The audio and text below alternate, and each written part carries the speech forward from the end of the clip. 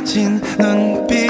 Assalamualaikum warahmatullahi wabarakatuh. Bertemu kembali dengan saya Nur Eka Susilawati, guru biologi SMA 1 Cicalengka.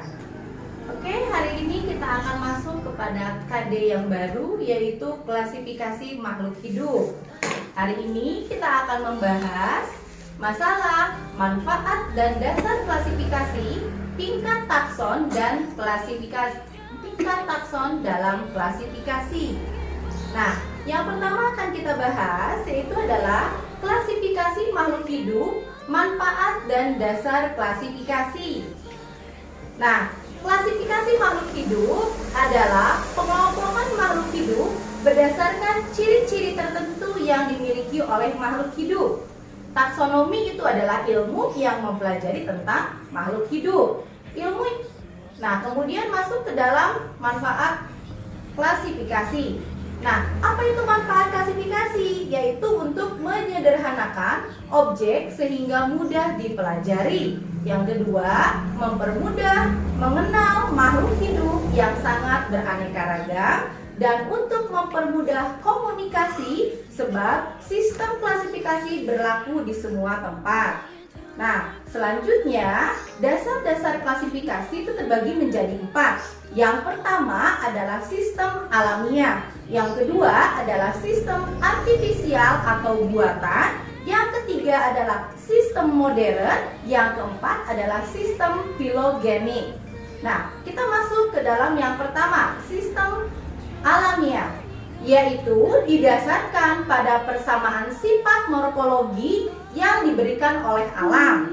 Nah, contohnya adalah hewan berkaki 4, ada kuda, kambing, kucing, keledai, dan harimau. Nah, contoh lain yaitu pada tumbuhan ada pohon beringin, mangga, jeruk, kelapa, tumbuhan perdu, tomat, bayam, cabai, dan terong, dan tumbuhan semak yaitu rumput dan jahe. Tokoh yang mengemukakan tentang sistem alamiah adalah Aristoteles.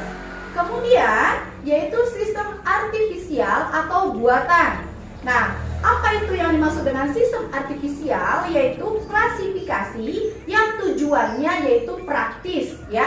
Ini misalkan berdasarkan pada kegunaannya. Siapa tokoh yang mengemukakannya? Yaitu Carolus Linnaeus. Contohnya adalah tumbuhan obat, jahe, kina, kayu putih, ginseng. Kemudian tumbuhan hias atau tanaman hias, mawar, melati, cempaka, dan anggrek. Tanaman makanan pokok ada padi, jagung, gandum, ubi, tanaman sayuran, bayam, kangkung, kacang panjang, kol, tanaman buah-buahan, jeruk, salak, pepaya, apel, dan yang terakhir adalah tanaman sandang yaitu kapas. Nah, selanjutnya adalah sistem filogenetik, ya. Filogenik ini berdasarkan pada jauh dekatnya hubungan kekerabatan antar organisme dengan melihat kesamaan ciri morfologi, struktur anatomi, fisiologi, dan etologi yaitu perilaku.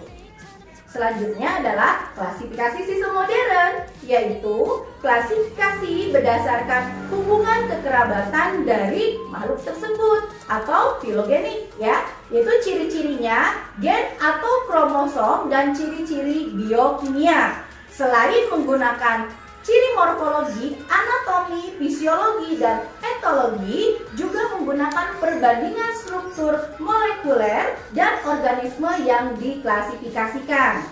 Nah, selanjutnya kita masuk ke materi yaitu tingkatan takson dalam klasifikasi. Nah, lihat di sini, apa pengertian dari tingkatan takson? Tingkatan takson itu adalah tingkatan unit atau kelompok makhluk hidup yang disusun berdasarkan tingkat tertinggi sampai pada tingkat terendah. Nah, jadi semakin tinggi tingkatan takson, maka semakin banyak anggota taksonnya. Tetapi semakin banyak pula perbedaan dari ciri-ciri antar organisme dari takson tersebut. Nah, kemudian kita pelajari urutan takson. Yang pertama pada hewan. Dimulai dari kingdom atau kerajaan, kemudian turun ke phylum, turun lagi ke kelas, Turun lagi ke ordo atau bangsa. Pada ordo, akhiran katanya diberikan dea, sehingga diambil satu contoh yaitu Pelixidea. Pada famili atau suku diberi akhiran dea, ya, dae. Kemudian dicontohkan yaitu Pelixidae atau Pelixidea. Marga atau genus, ya. Kemudian yang terakhir adalah jenis atau spesies. Nah, jika kita ambil Felix domestica, Felixnya itu menandakan genus, domestica menandakan ciri dari spesies, sehingga spesiesnya disebut dengan Felix domestica. Selanjutnya kita masuk ke tingkat takson tumbuhan. Sama dengan hewan dimulai dari kingdom, yaitu kerajaan. Tetapi tingkatan setelah kerajaan ada perbedaan yaitu divisio. Setelah divisio, kelas, kemudian ordo atau bangsa yang dicirikan dengan akhiran les. Kita ambil contoh Solanales. Kemudian famili atau suku diberi akhiran seae.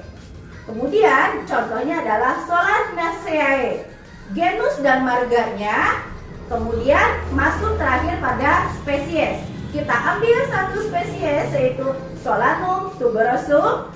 Solanumnya adalah gesum, tuberosumnya adalah ciri dari spesies, sehingga Solanum tuberosum adalah satu spesies. Nah, kita masuk lagi ya untuk mengingatkan kembali perbedaan antara tingkatan takson hewan dan tingkatan takson tumbuhan. Kamu bisa lihat pada layar. Nah, kita masuk ke materi selanjutnya yaitu adalah sistem tata nama ilmiah binomial nomenklatur yang nanti kita akan sampaikan, kita pelajari di pertemuan selanjutnya. Sekian dari saya. Salam sehat, salam